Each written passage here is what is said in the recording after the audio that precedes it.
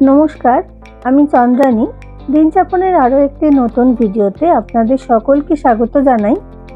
आजके बानाচ্ছি खूबই सुस्वादु माछेर फिले दिए fish बैटार fry.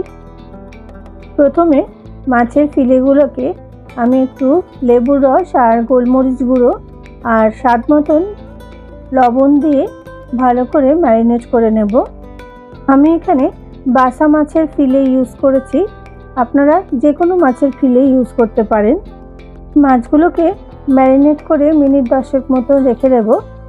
এরপরে মাছের আসল যে প্রিপারেশনটা সেটা তৈরি করব। তার জন্য একটা মিক্সিং জারের মধ্যে কিছুটা পরিমাণ পেঁয়াজ কুচিয়ে নিয়েছি আর নিয়েছি ধনেপাতা আর পুদিনা পাতা, কাঁচা লঙ্কা। এবার সবগুলোকে একসঙ্গে মিক্সিং জারের মধ্যে দিয়ে একটা মিহি পেস্ট বানিয়ে নেব। मशलार मिहि पेस्ट बनानो हो गेছে। এবার সম্পূর্ণ পেস্টটা আমি মাছের মধ্যে দিয়ে দিলাম।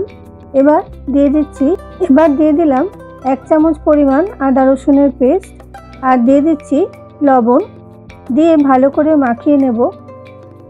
সবকিছু দিয়ে ভালোভাবে মাখিয়ে আমি প্রায় ঘন্টা খানেক ম্যারিনেট করে রেখে দিয়েছি। এবারে একটা ব্যাটার তৈরি করে নিচ্ছি। তার জন্য নিয়ে নিয়েছি ময়দা আর নিয়ে নিচ্ছি কর্নফ্লাওয়ার। আমি এই বাটির মাপে সবটুকু নিয়েছি। আর এখানে নিয়ে নিয়েছি 1 চামচ পরিমাণ খাবার সোডা আর নিয়েছি বেকিং পাউডার। বেকিং পাউডারটা একটু বেশি নিয়েছি। আর এখানে নিয়েছি বাটারটাকে আমি গলিয়ে নেব।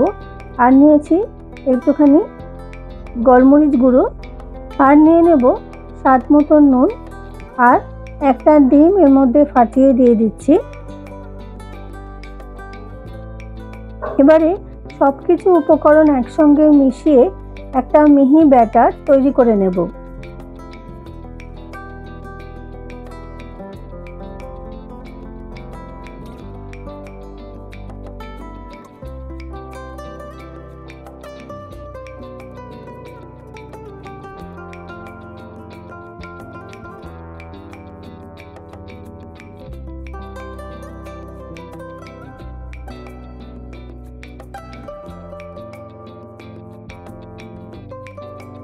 আর এই ব্যাটারটা বানানোর জন্য আমি কিন্তু একদম ফ্রিজিং টেম্পারেচারে রাখা জল ইউজ করছি।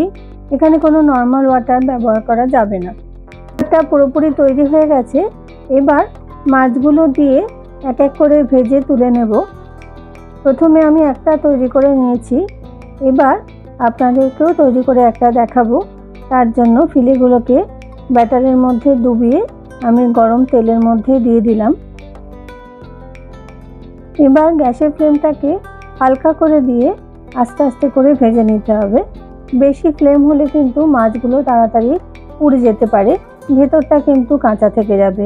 ওই জন্য মাঝারি আঁচে করে আস্তে আস্তে করে ভেজে নিতে হবে। আমি এইভাবে কিছুটা মাছ ভেজে তুলে নিয়েছি। আজকের এই ফিশ বাটার ফ্রাইয়ের রেসিপিটা আপনাদের কেমন লাগলো অবশ্যই আমাকে কমেন্ট করে জানাবেন এবং ভালো লাগলে লাইক শেয়ার করতে একদমই ভুলবেন না। আর আমি যেভাবে বানালাম অবশ্যই আপনারা বাড়িতে এইভাবেই বানিয়ে খাবেন। আজকের ভিডিওটা তাহলে এখানেই শেষ করছি। দেখা হবে পরবর্তী কোনো ভিডিওতে।